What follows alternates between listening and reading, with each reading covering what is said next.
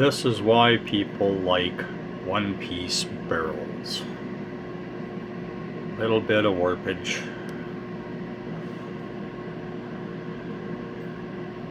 Easy fix, not a problem. Also, under the turret, there's a lot of punch-out marks.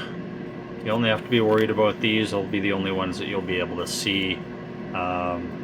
Most of them are raised, but a couple of mine are recessed, so I'll probably have to fill them. Pretty easy so far. I'm removing the locating pins because this collar where the mantlet meets the barrel doesn't line up properly if you use the pins. So that's what I'm going to use to line up the sides, is that collar.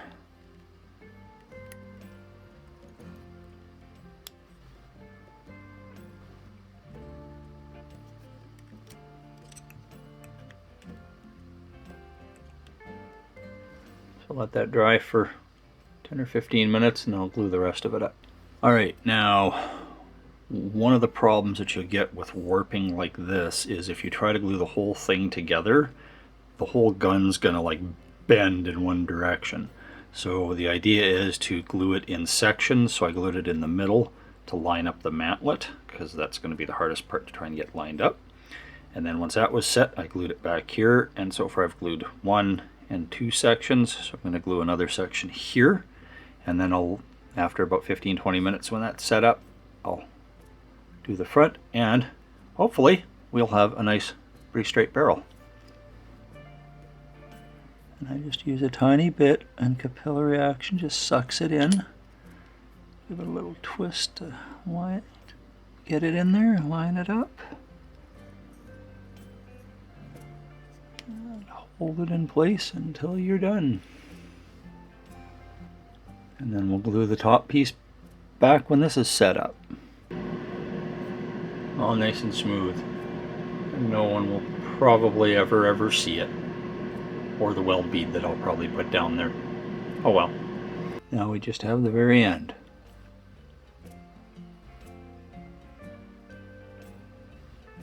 Keep your fingers away from the seam if you want to avoid fingerprints. And you just hold it there for a minute or two. Then you let it harden up for an hour or so and you will be able to start sanding. Okay. I'm going to start with a bit of a cast texture on this trunnion part here. I'll do a rolled texture once everything's assembled. It'll be a little bit easier that way.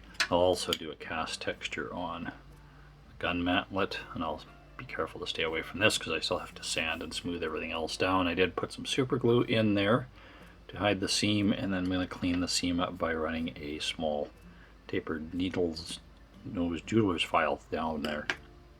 And I'll also do the range hoods, mounted them on toothpicks, make them a little easier to work with. You just need some Demi Basic Putty, gray putty, and I use Tester's Liquid Cement. There's other stuff that you can use. This is what I have. This is what I've used for years and years. I know it works quite well.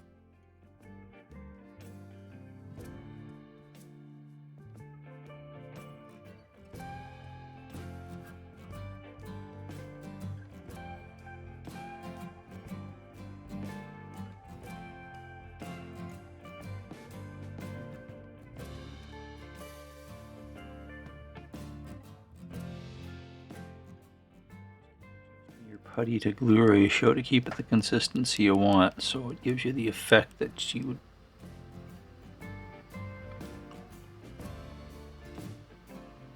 Done in just a few minutes.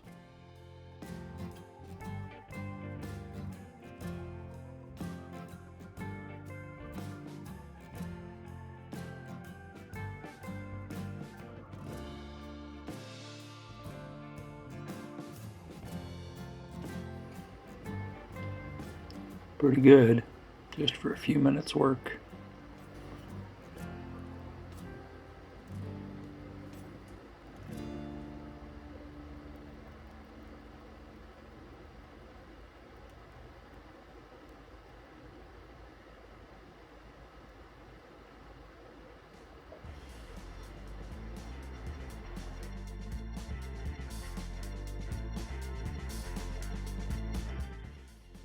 Casting textures on the turret last night, other than for the cupola, and pre-assembled some of it just because it's easier to put together, because this is a little flared out, so you got to push it in a little bit to get it to fit.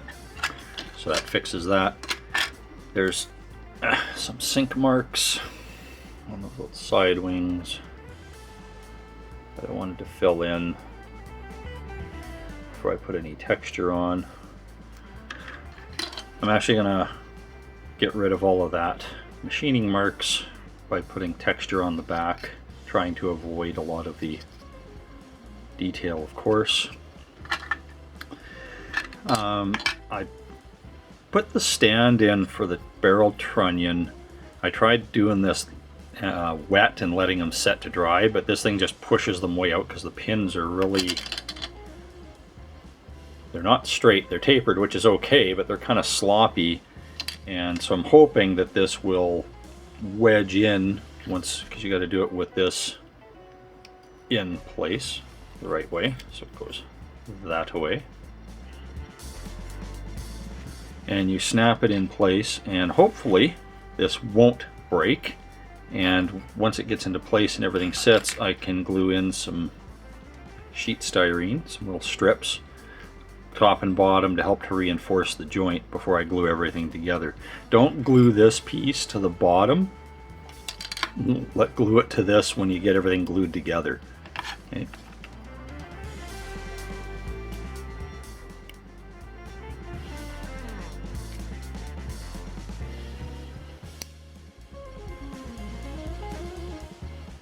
Ta-da! No problem. So everything looks okay, so I should be able... Sorry I had to do the top one off camera.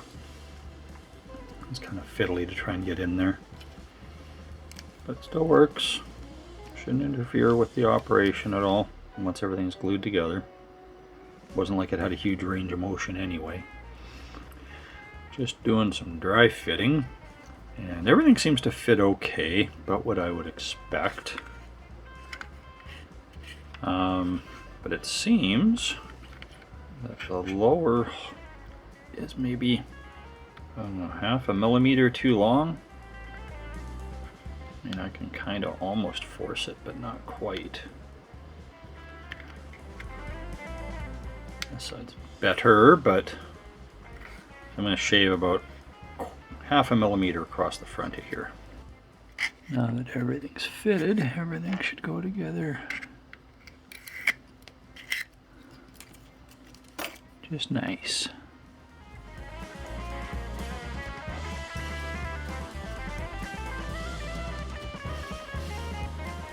And once the one side's set up, you just go and do the other side.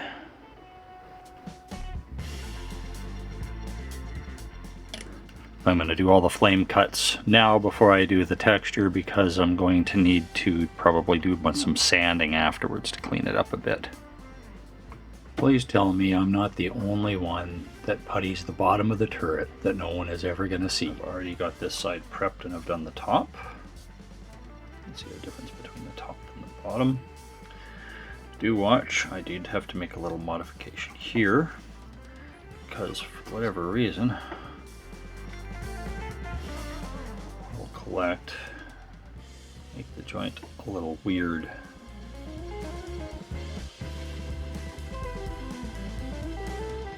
So I'll trim this one up as well, and then after all this is done on all sides, trim them to make sure they're all level, because there's a bit of a lip on some of them. And then you can make the lines with like a knife, or you can use like a pin vise with a pin in it. I prefer using a dental tool. I picked this up at a Princess Auto here in Canada many years ago, probably like 20 plus years ago, in their surplus section. So who knows what you'll find it in. I'm sure you can find them on eBay. And basically what I do is I use my trusty Testors liquid cement, and I brush it on and let it sit for a little bit to work on the plastic, and then I drag it across to make that texture. And I'll do the same thing on the back, the keys back here. I'm not too concerned about quote-unquote coloring outside the lines, because all of this will get sanded down because we have those wings that got to get put on the back. So I'm a little more concerned about not filling that in with putty rather than coloring outside the lines.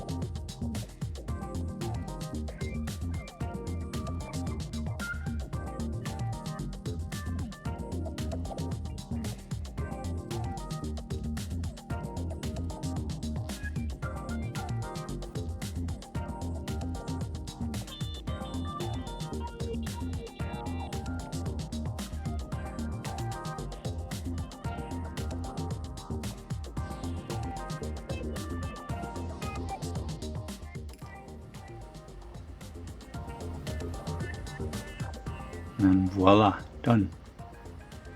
Don't try and take the whole thing off in one shave. Take your time.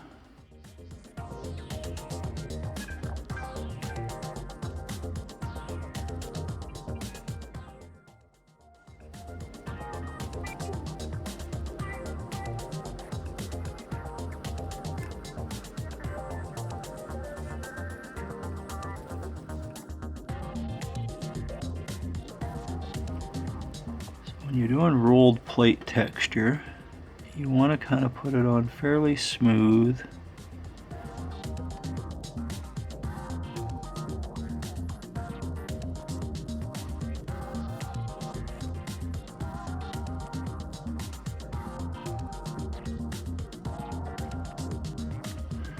And when it's done, I'll just sand the flat parts. I'll make sure not to touch the casted area, and it should look good. And then I'll glue on the little wings. I did the backs of those already. So I'll have to harden up. Then I'll sand those down a bit, and then these get glued onto the back like so. And I'll have to sand the seam on the other side.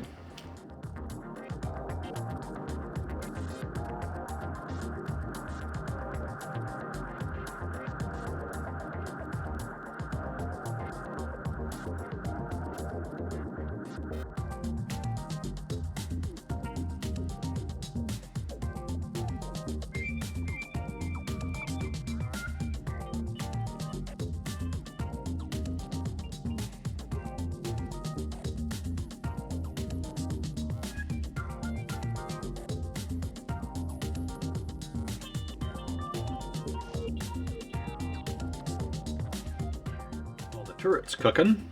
I'm going to move on to the lower hull. As I said, there's nothing for detail. It's pretty much devoid of anything, and I actually like that. Comparing it with Trumpeter's E10, it shares the same upper and lower glacis plates in that there's no interlocking feature at all. The Trumpeter one, the fenders seem to be put together in sections and then some type of weld detail, but that's not present here, and I actually like this really clean look. Looks very different compared to how the turret's going to look. That's the back end. Put everything together. This is going to go together. I did find there's no support for these on this side, so if you glue it in without any support, the only thing that's holding it in is its joint to here. So I used one of each of those. So 90 thou or 2.25 mil total. And when you put them on, then it doesn't squeeze down like that side does. Get on where one is.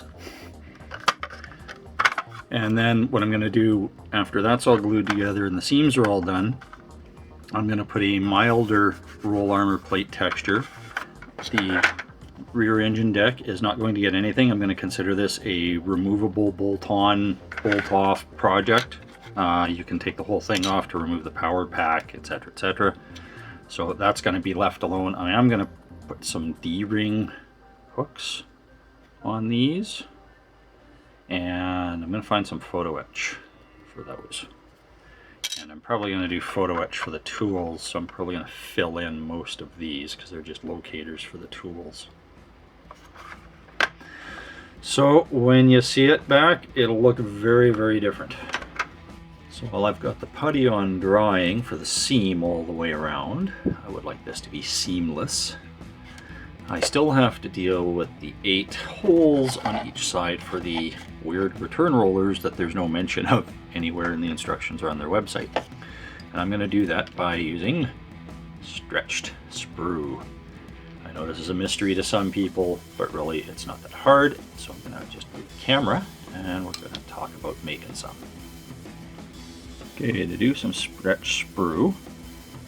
For what we need, we don't need to clean up any seam lines, but if you want to use the sprue for an antenna or some wiring, you'll probably want to get rid of the seam, because otherwise your round wire will be egg-shaped or oval.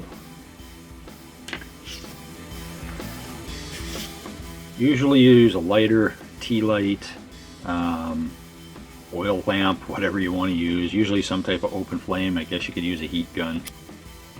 And you don't want to put it right in the flame. You just want to put it above like you're roasting a marshmallow until it does that. And then pull slowly.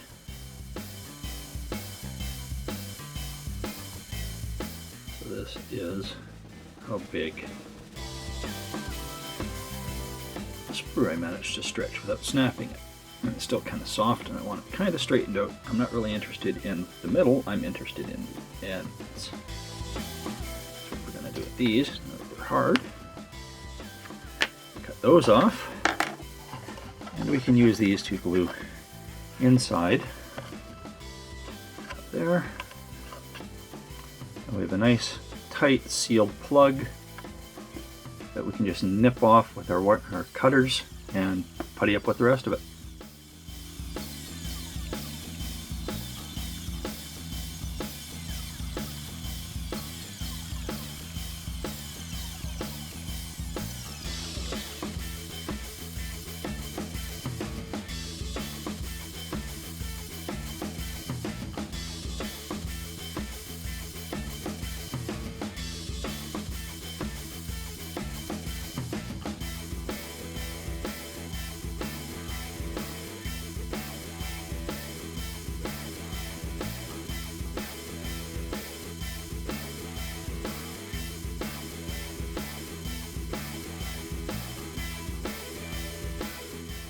Waiting for all that putty to cure. Let's talk about the suspension. Putting everything together, there's no problems whatsoever. I did put cast texture. A few things. Everything went together, no problem, except for the rails on the sides. There's a couple of issues with them. One, there's no pins to guide with assembly. You have to eyeball it, so I tried to eyeball the end. That's where most of the detail really is. And then glue one end together like you did the gun barrel, and then do it in sections all the way to the end, keeping it aligned straight. I did putty all of mine. You don't have to. Don't bother putting any putty on the back section here. That'll interfere with the fit. These fit really tightly into the lower hull and they suck right up to it, so don't put anything here. Actually, you can't even see these really other than the front and the back unless you look underneath when you're done. The other problem is they are handed. There is a left and a right hand, and they are different if you try to swap them. But they're not marked, so I don't know how well this will show up. I scratched it with the tip of a pin, left and right.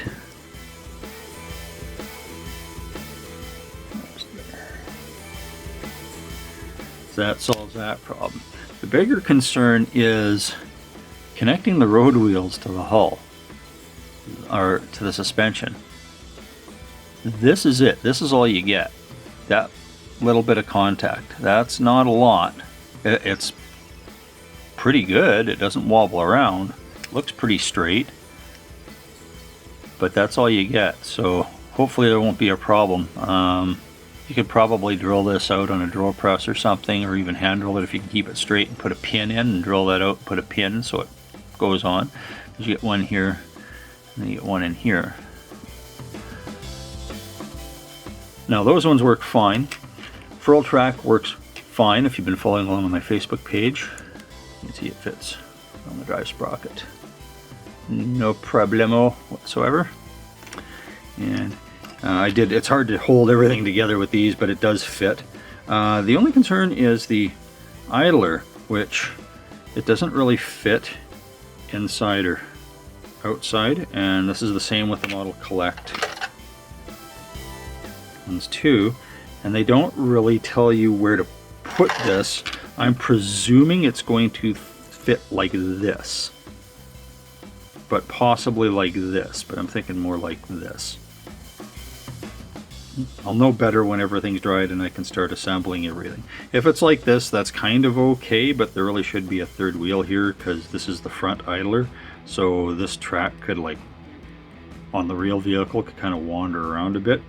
Normally you'd see the guide teeth like in between or outside, not one inside, one outside, because that happens. But hopefully we can line it up and you don't really see it on the vehicle once everything's done. So this is everything. Everything's pretty much done. I just have a few foliage loops to do, and I'll show you how I do those. All of the weld beads are in place.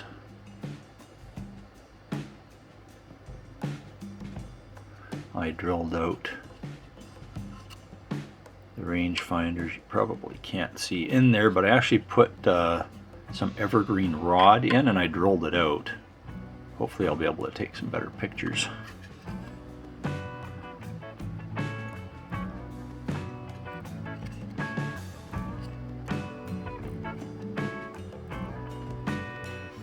Not sure if I'm going to put a weld bead back under here. Probably should.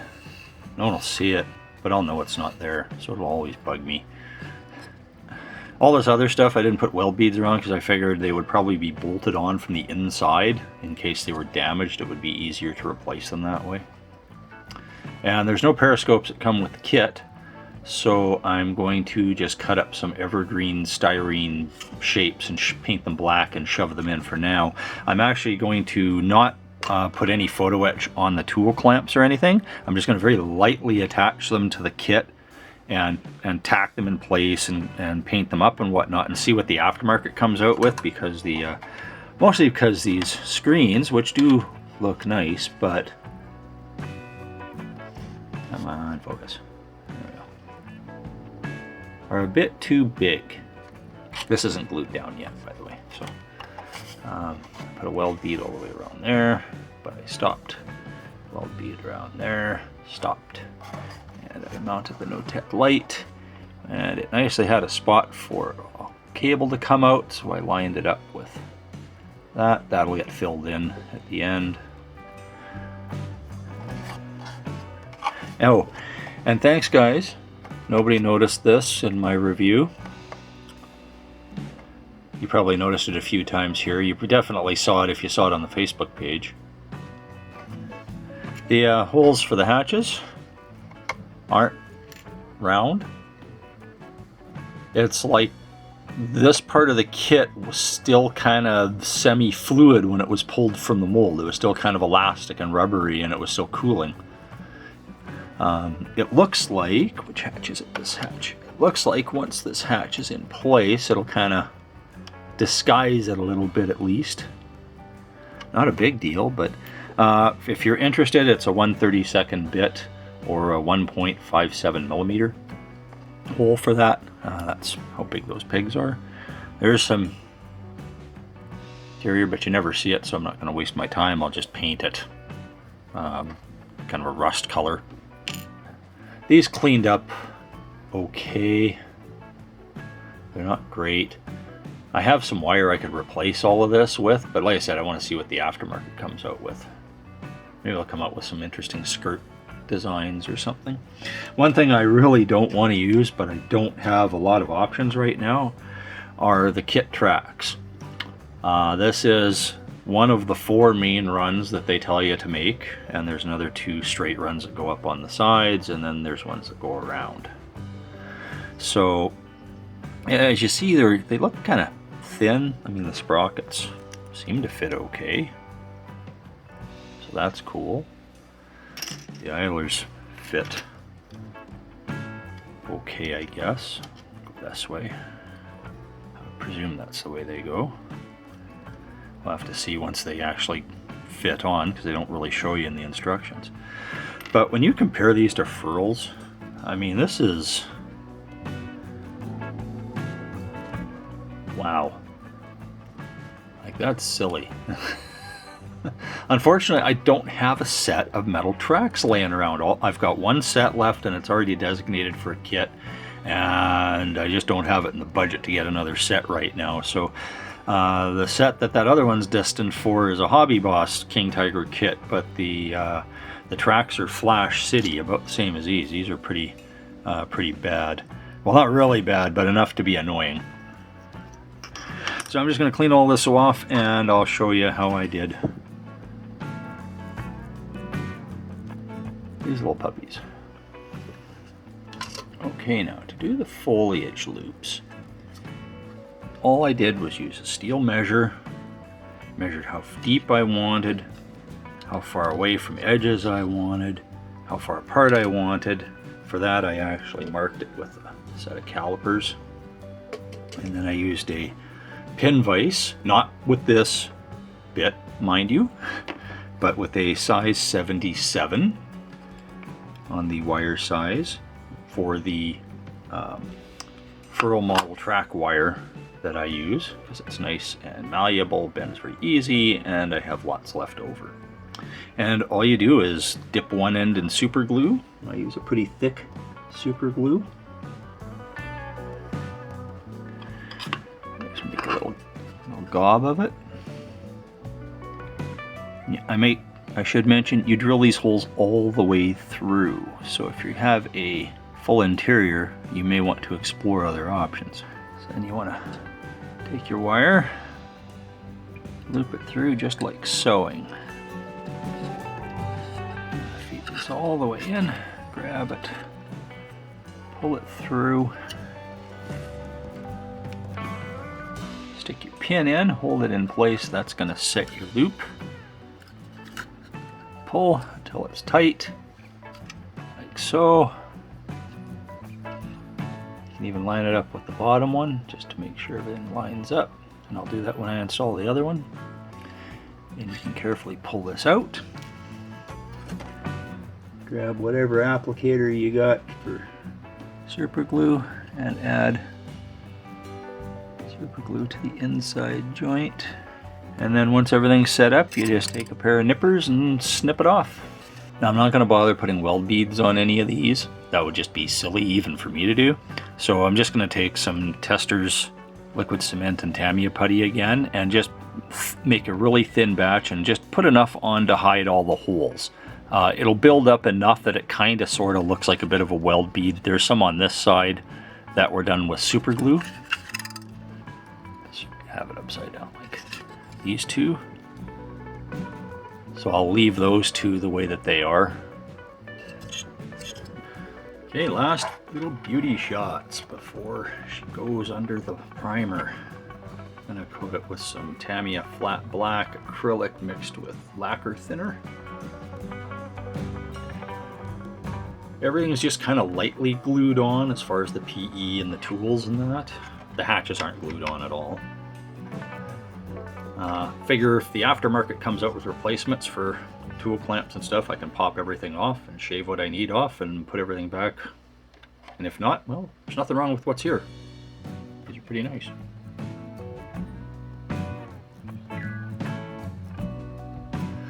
I broke that off somehow, so I scabbed another one out of Tamiya Panzer IV accessory set. good for something. And the turret, it's all done.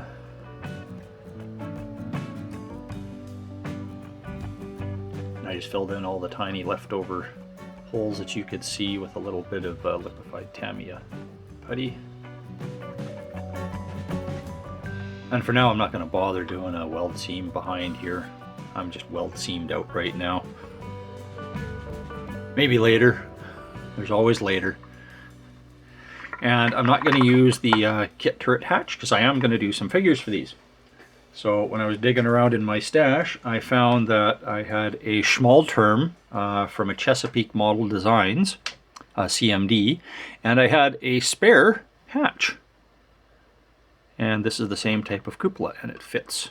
The lock isn't in the right place, but that's fine because it has very nice interior detail.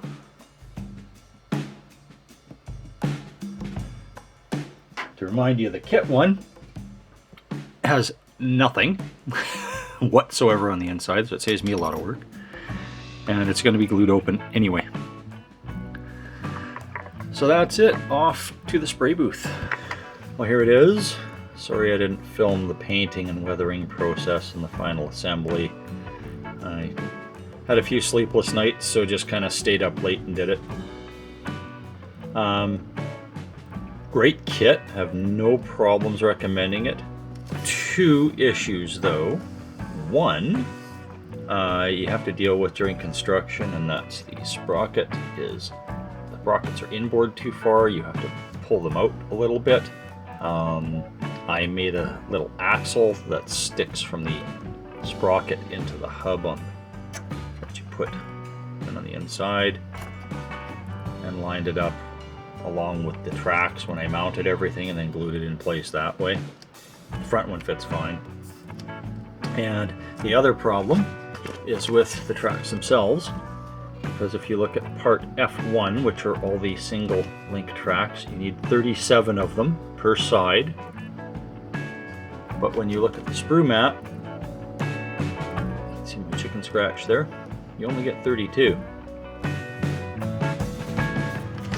So what happens is,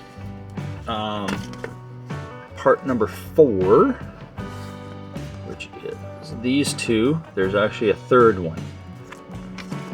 So part number 4, you use one here, you use one here, put number part 4 up in here, which will be up on the sprocket side.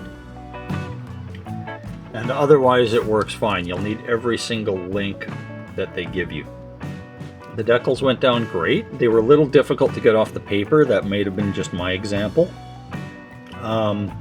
As a result, each one of them is damaged in a very unique way. I probably won't bother fixing them. I'll try and find some more elephant ones because I think it looks better on the matlet. I totally screwed that up. The exhausts, I used night shifts technique. First time I've ever tried it. It's okay, I guess. And the antenna is just some guitar wire that a friend of mine gave me a while ago, and I stripped all the outer wrap off except about 3 or 4 millimeters, and I cut the thing to 4 centimeters long. And I drilled a hole, and it just sticks right inside. It comes right out. Whoop. So yeah, great little kit. Did it all in Tamiya paints. Used Tamiya panel liner, just mixed up a muddy batch of all the colors mixed together. But great little kit. Highly recommend it. I think it'll look great once I put the metal tracks on it whenever I get a hold of them. So, hope you enjoyed it. Like and subscribe if you haven't. If you have any questions or constructive comments, please in the description below. Talk to you later. Bye-bye.